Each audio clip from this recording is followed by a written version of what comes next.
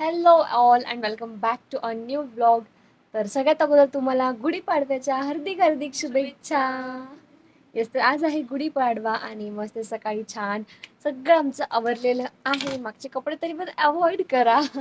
आणि मस्त सगळं आवरलेलं आहे. छान आज आमरस बनवलेला आहे. मस्त सगळेजण आलेले आहेत. श्रुती वैष्णवी वगैरे सगळे आलेले आहेत आणि आता इकडेच आम्ही सगळेजण जेवण करणार. सगळं आवरलेलं आहे. जेवणाचं नैवेद्य सुद्धा दाखवलेला आहे. महाराजांचा झेंडा लावतो मी आणि योगेश. गुढीपाडव्याच्या दिवशी ते सुद्धा झालेलं आहे. आणि आता आमची तयारी चालू आहे इकडे साडी बघण्याची. तर श्रुती आणि मला साडी घालायची आहे. तर मग तिला म्हणलं चल आपण बघू.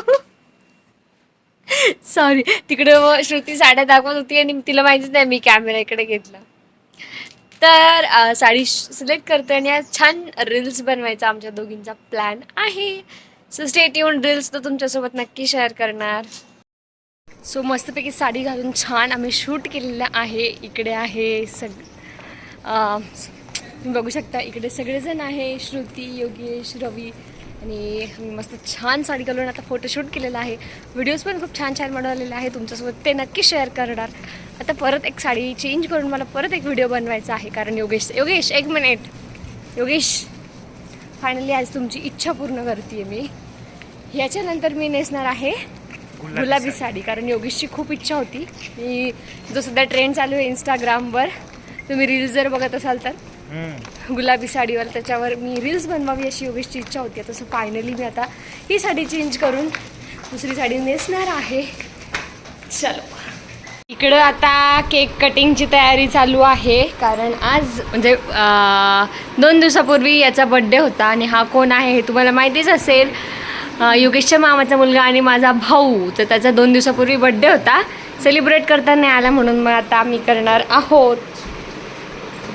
अभिषेक नाव आहे त्याचं. छान आहे केक. कुणी आणलाय केक? कुणी आणलाय?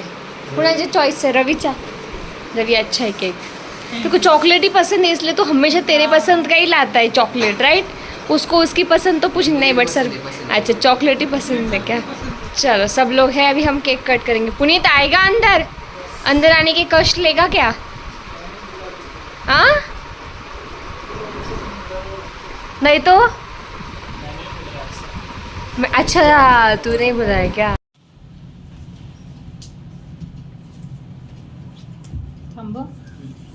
ही कॅन्डल कोणती आहे अशी?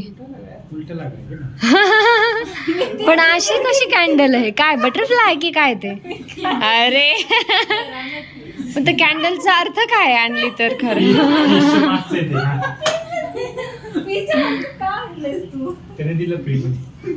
फ्री मध्ये दिलं म्हणून आणलं. काही चला, आमचा बर्थडे बॉय थोडासा शाय आहे इथे. किती वर्षांचं झालं तू आता? 17. चलो ये start. Birthday to you, happy birthday to you, happy birthday dear Abhishek, happy birthday to you. Thank you. जा, तू ही पहले आ. तेरा फेवरेट केक लाया इसलिए तू ही पहले आ. रवी, माणसाने काय दिलं मला तेच समजत नाहीये. फ्लावर टाईप असं इकडून इकडे काही पण कोणत्या अँगलने फ्लावर टाईप दिसते ते. फ्री मध्ये भेटतं म्हणून काही पण. गाइस कमेंट मध्ये मला तर इगल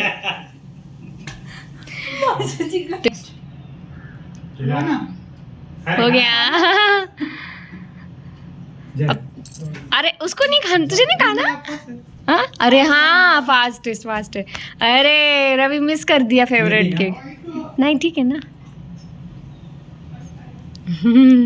तुला पण लवकरच मिळेल योगेश दादा. काय? हो, केक. बरं मी येऊ का? पकड.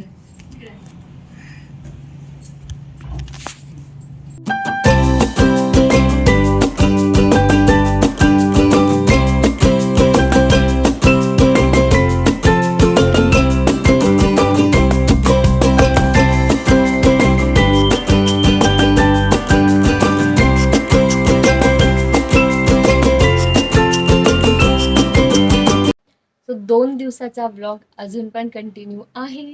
तर तुम्हाला तर माहीत असेल की आणि बॅकग्राऊंडवरून पण कळत असेल लोकेशन पण चेंज झालेलं आहे. तर येस, ट्यूसडेला गुढीपाडव्याच्या दिवशी ब्लॉग सुरू केला होता तेव्हा आम्ही पुण्यामध्ये होतो आणि मग गुढीपाडव्याच्या रात्री संध्याकाळी आम्ही परत वापस आलो मुंबईला, कारण ऑफिस वगैरे होतं त्याच्यामुळे. आणि म्हणजे तो दिवस गेला, वेडनेसडेचा दिवससुद्धा गेला काल पूर्ण, कारण जरा थकलेलो बाईकवर प्रवास केला त्याच्यामुळे.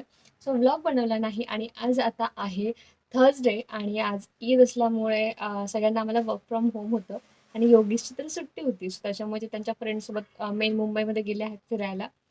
सो मी आज एकटेच आहे बघा. योगेश बायकोला सोडून कसं फिरायला जातात, बट एनिवे त्यांचे फ्रेंड आलेले दिसतो त्यांच्यासोबत बाहेर गेलेले आहे. इकडे चालू आहे माझं काम आणि तसंच भूक पण लागली आहे म्हणून मी इकडं कॅलॉग्स घेतलेला आहे, प्लस बनाना त्यात मिक्स केलेला आहे. बरेच दिवस झाले खाल्लं नव्हतं, सो म्हटलं आता आपण हे खाऊ. आणि फार गरमी होते, फॅन याच्यासाठी बंद केला की व्हिडिओमध्ये आवाज येणार नाही म्हणून, पण प्रचंड गरमी होती. सो मी आता काम करते आणि हा ब्लॉग असाच कंटिन्यू करू. योगेश कुठं फिरताय? Vanilla ice cream. वनिला कोणती आईस्क्रीम? वनिला. वनिला काय? व्हॅनिला ऐकलं होतं, वनिला काय? मराठीत बघ आलेलं आहे वनिला. मराठी शब्द कोणते आणखी योगेश? मराठी बँड्राचं काय? वांद्रे. वांद्रे. मी आज वांद्रेला जाऊन आलो. हां, योगेश आज बँड्राला गेले होते बघा. नाही, वांद्रेला गेले होते, सॉरी. मस्त संध्याकाळच्या वेळी म्हणजे गरमीमध्ये आईस्क्रीम खायची मज्जा जरा वेगळी आहे. प्रत्येक लेडीजला स्वतःसाठी वेळ मिळतो तो म्हणजे संध्याकाळीच, आणि तो वेळ आपण आवर्जून काढलाच पाहिजे. मी सुद्धा काढते आणि तो माझ्या स्किन केअर रुटीनसाठी असतो. सो संध्याकाळी सगळी कामं आवरली, वॉक करून झाला की मग मी माझं स्किन केअर करते. आणि सगळ्यांचं वेगवेगळं स्किन केअर असतं. म्हटलं मी तुमच्यासोबत माझं शेअर करते, जे अधूनमधून नेहमी चेंज होत असतं. सगळ्यात अगोदर फेस वॉशने मस्त फेस वॉश करून घेतला आणि त्यानंतर जे माझं फेवरेट स्किन केअर प्रॉडक्ट आहे ते म्हणजे एम कॅफेनचं हे नायसिनामाइड टोनर प्लस सिरम. त्याच्यामध्ये नायसिनामाइड 5% आहे आणि मी हे बऱ्याच दिवसांपासून यूज करते आणि माझ्या व्हिडिओजमध्ये तुम्ही बघत असाल ते मला खूप आवडतं, कारण त्याचा रिझल्ट खरंच खूप चांगला आहे. सो तुम्ही एकदा नक्की ट्राय करा.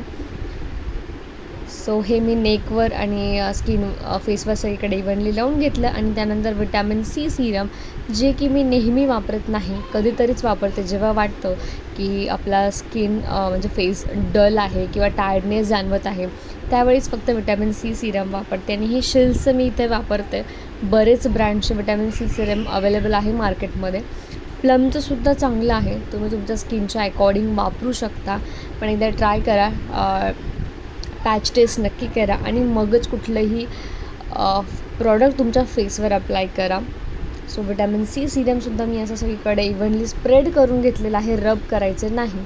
त्याच्यानंतर हे एम कॅफेनचं लिप पॉलिशिंग ऑइल, जे मी रिसेंटली मागवलेलं आहे, तुम्ही मागच्या व्हिडिओमध्ये बघितलं असेल तर. सो याच्या रिझल्टबद्दल मी इतक्या शुअरली आणखी तरी बोलू शकत नाही. सो मी लिपवर लावून घेतलं आणि याला आपल्याला ॲब्झॉर्ब होऊ द्यावं लागतं नॅचरली. आणि जसं स्किन म्हणजे फेस केअर महत्त्वाचं आहे, तसंच आपलं हँड केअरसुद्धा खूप महत्त्वाचं आहे. कुठलंही सीझन असो, भले उन्हाळा जरी असला तरी तुमच्या हाताला मॉइश्चरायझर नक्की लावा, कारण हाता फाटल्यासारखे होतात, ड्राय दिसतात त्याच्यामुळे. आणि नंतर फेस मॉइश्चरायझर, तर माझं फेवरेट जे मॉइश्चरायझर आहे बायोटिकचं, ते संपलेलं होतं म्हणून मग निव्हियाचं एकदम थोडंसं माझ्याकडे उरलेलं, सो मग ते मी इथे वापरत आहे. आणि नाईट स्किन केअरमध्ये फेस मॉइश्चराईज पण ठेवणं महत्त्वाचं आहे. त्यानंतर लिप बाम, तो पण बायोटिकचा मी इथे वापरत आहे. तर हे आहे माझं स्किन केअर रुटीन. आवडलं तर लाईक करा.